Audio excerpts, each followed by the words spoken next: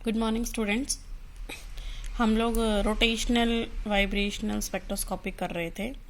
उसमें मैंने आपको हार्मोनिक ऑसिलेटर अनहार्मोनिक ऑसिलेटर दोनों के लिए एनर्जी बताई थी रोटेशनल वाइब्रेशनल स्पेक्ट्रोस्कोपी के लिए।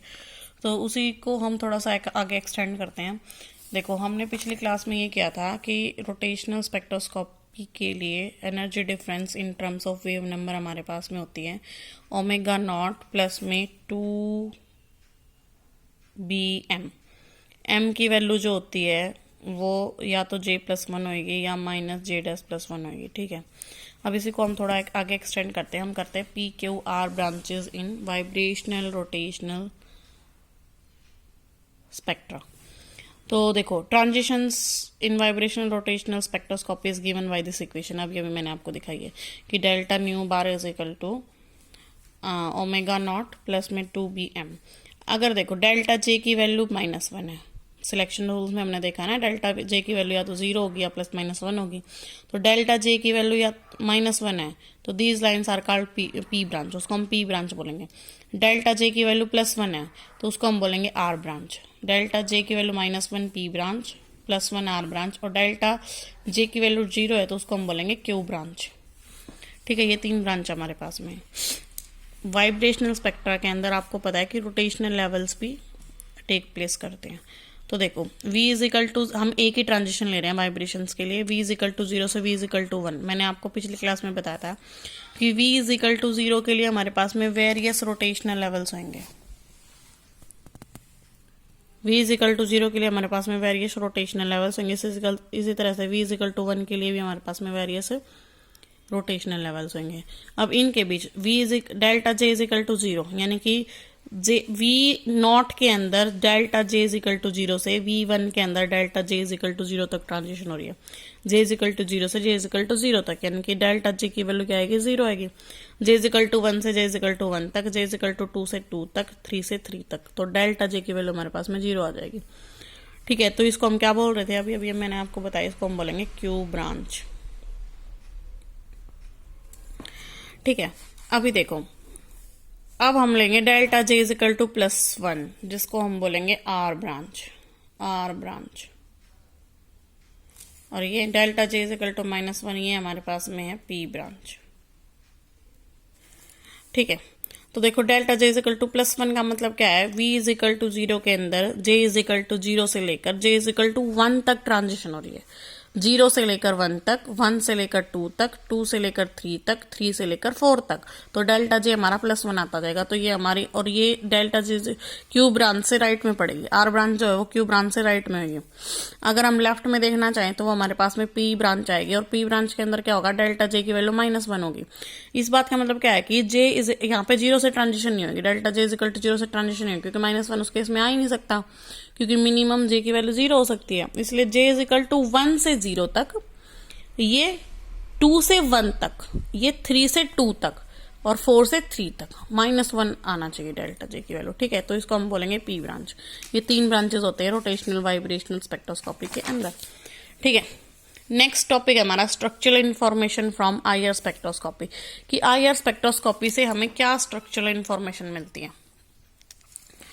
तो देखो, from the fundamental transition V is equal to 0 से V इज इक्वल टू 1 तक एंड फर्स्ट ओवरटोन का मतलब क्या है, V इज इक्वल टू 0 से V इज इक्वल टू 2 तक, तो value of frequency omega naught की वैल्यू हमें मिल जाती है, और अनहार्मोनिक कांस्टेंट की वैल्यू भी हमें मिल जाती है। दोनों चीजें हम, अगर हमारे पास में फंडामेंटल ट्रांजिशन की वैल्यू है और फर्स्ट ओवरटोन की वैल्यू है, तो हमारे पास में ओमेगा ई की वैल्यू आ जाएगी और एक्सी की वैल्यू आ जाएगी, हार्मोनिसिटी कांस्टेंट की वैल्यू आ जाएगी।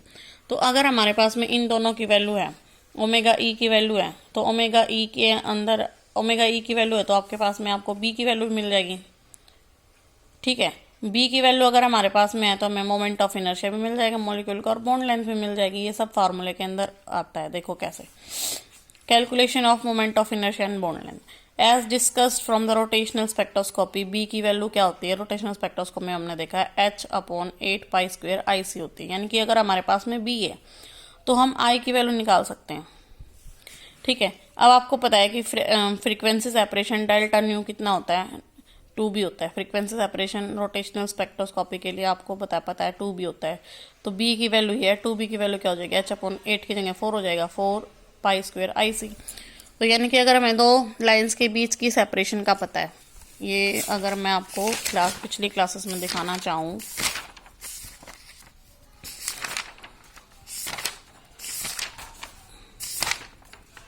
ये देखो, ये हमने लाइन करी थी, इनमें हर लाइन के बीच में 2b की सेपरेशन है। यानी कि अगर हमें दो लाइंस के बीच की सेपरेशन पता है रोटेशनल स्पेक्ट्रोस्कोपी के अंदर, तो हम मॉलिक्यूल का मोमेंट ऑफ इनर्शिया निकाल सकते हैं। क्योंकि 2b की वैल्यू पता है, इस बात का मतलब हमें I की वैल्यू पता है, और I हमारा क्या है, मोमेंट ऑफ इनर्शिया है। कैलकुलेशन ऑफ फोर्स कांस्टेंट भी हम निकाल सकते हैं। फोर्स कांस्टेंट रिलेटेड होता है वाइब्रेशनल फ्रीक्वेंसी से इस तरह से कि ω/E हमारा होता है 1/2π √K/μ। ω/E हमारी वाइब्रेशनल फ्रीक्वेंसी है, K हमारा फोर्स कांस्टेंट है, μ हमारा reduced mass of the molecule है। तो इस बात का मतलब क्या है, अगर हमें ω/E की वैल्यू पता है, इसको अगर हम सिंपली इस वाली इक्वेशन को हम सिंप्लीफाई करके लिखना चाहें तो हमारी ये वैल्यू आ जाएगी K की। K हो जाएगा हमारा 4π² ω/E² μ, यानी कि K की वैल्यू ये आ जाएगी हमारी। यानी कि अगर हमें ω/E पता है, वाइब्रेशनल फ्रीक्वेंसी पता है फ्रॉम रोटेशनल वाइब्रेशनल स्पेक्ट्रोस्कोपी, तो हम फोर्स कांस्टेंट की वैल्यू निकाल सकते हैं। नेक्स्ट है हमारे पास में इक्विलिब्रियम डिसोसिएशन एनर्जी भी निकाल सकते हैं मॉलिक्यूल की। कैसे भाई, इक्विलिब्रियम डिसोसिएशन एनर्जी होती है वो रिलेटेड होती है वाइब्रेशनल फ्रीक्वेंसी से। किस तरह से, equilibrium dissociation energy is equal to vibrational frequency ω/E divide by 4xe। तो xe अगर ω/E दोनों चीज़ें हमें पता है तो हम डिसोसिएशन एनर्जी मॉलिक्यूल की निकाल सकते हैं। तो ये सारी इंफॉर्मेशन हमें मिलती है। अब देखो, normal mode of vibration for polyatomic molecule, अभी तक जो भी हमने किया है वो डायटोमिक मॉलिक्यूल के लिए किया है। अगर हमारे पास में डायटोमिक मॉलिक्यूल के जगह पोलियोटॉमिक मॉलिक्यूल है, तो उस केस में हम कैसे निकालेंगे वाइब्रेशन, कितनी वाइब्रेशन ट्रांजिशन पॉसिबल होंगे मॉलिक्यूल की, उसके लिए हमें डिग्री ऑफ फ्रीडम का टॉपिक आना चाहिए। ठीक है, तो कोई भी पोलियोटॉमिक मॉलिक्यूल है, उसके अंदर मान लेते हैं n एटम है, तो उसके अंदर कितने n एटम है, और हमें पता है 3 एक्सिस होते हैं XYZ, तो total number of degree of freedom molecule के अंदर हो जाएंगे 3n। अब देखो, अब हमारे पास में जो पोलियोटॉमिक मॉलिक्यूल होते हैं वो दो तरह के होते हैं, या तो मॉलिक्यूल हमारा लीनियर होगा या मॉलिक्यूल हमारा नॉन लीनियर होगा।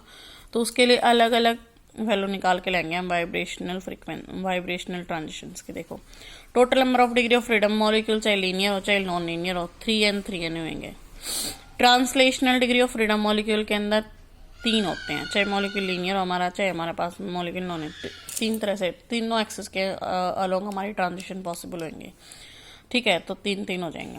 Rotational degree of freedom depend करता है, अगर हमारा मॉलिक्यूल लीनियर है तो जो एक एक्सिस हो जाएगा, कोई भी एक एक्सिस, चाहे एक्स एक्सिस हो चाहे वाई हो चाहे जेड हो, वो उनमें से एक एक्सिस मॉलिक्यूल का रोटेशनल एक्सिस बन जाएगा। तो उस केस में अगर रोटेशन मान लेता है, ये मॉलिक्यूल का इंटरन्यूक्लियर मॉलिक्यूल हमारा लीनियर है, एक लाइन में है, चाहे वो एक्स लाइन के एक्स एक्सिस के अलोंग हो, चाहे वो वाई के अलोंग हो, चाहे वो जेड के अलोंग हो, तो उसमें से एक जो एक्सिस, जो इंटरन्यूक्लियर एक्सिस है, उसके अलोंग अगर मॉलिक्यूल रोटेट कर रहा है ऐसे, तो उसकी रोटेशनल एनर्जी में कोई फर्क नहीं पड़ेगा, कोई रोटेशनल ट्रांजिशन वो शो नहीं कर पाएगा। इस वजह से जो मॉलिक्यूल का इंटरन्यूक्लियर एक्सिस है उसके ऊपर जो ट्रांजिशन हो जाएगी, उसमें से एक ट्रांजिशन माइनस हो जाएगी, तो 3 होनी चाहिए थी, तो कितनी रह जाएंगी, 2 रह जाएंगी, क्योंकि जो इंटरन्यूक्लियर एक्सिस के अलग जो रोटेशन होगा उसको हम कंसिडर नहीं करेंगे। ठीक है, नॉन लीनियर में ऐसा कुछ है नहीं, मॉलिक्यूल नॉन लीनियर है तो XYZ तीनों एक्सिस के अंदर रोटेशन होंगे, और तीनों की वजह से rotational degree of freedom molecule के अंदर आएंगे, तो वो 3 हो जाएंगे। अब लीनियर मॉलिक्यूल के लिए वाइब्रेशनल डिग्री ऑफ फ्रीडम अगर हम निकालना चाहें, भाई टोटल तो 3n थे, उसमें से 3 ट्रांजिशन की वजह से, 2 रोटेशन की वजह से, तो वाइब्रेशन की वजह से कितने बच गए, 3n - 5। इसी तरह से नॉन लीनियर के लिए कितने होंगे, 3n - 6। अब एक एग्जांपल की मदद से हम लेते हैं कि CO2 मॉलिक्यूल के अंदर अगर हम ये फाइंड आउट करना, तो पोलियोटॉमिक मॉलिक्यूल होगा ना, ये 3 एटम है इसके अंदर, 1 C2 ऑक्सीजन। अगर हम CO2 मॉलिक्यूल के अंदर फाइंड आउट करना चाहें कि कितने डिग्री ऑफ फ्रीडम है, तो वो देखो कितने हो जाएंगे। CO2 मॉलिक्यूल हमें पता है लीनियर मॉलिक्यूल है, तो वाइब्रेशनल डिग्री ऑफ फ्रीडम कितने हो जाएंगे भाई, n की वैल्यू 3 पुट कर दो, क्योंकि 3 एटम है इसके अंदर, तो 3 × 3 - 5 4, तो इसके अंदर 4 वाइब्रेशनल डिग्री ऑफ फ्रीडम आएंगे। ठीक है, 2 स्ट्रेचिंग की वजह से, 2 बेंडिंग की वजह से। अभी यहाँ तक हमारा जो है वो रोटेशनल वाइब्रेशनल स्पेक्ट्रोस्कोपी कंप्लीट हो गई है। नेक्स्ट टॉपिक हमारा रमन स्पेक्ट्रोस्कोपी है, जिसको हम नेक्स्ट क्लास में करेंगे। Okay, good bye.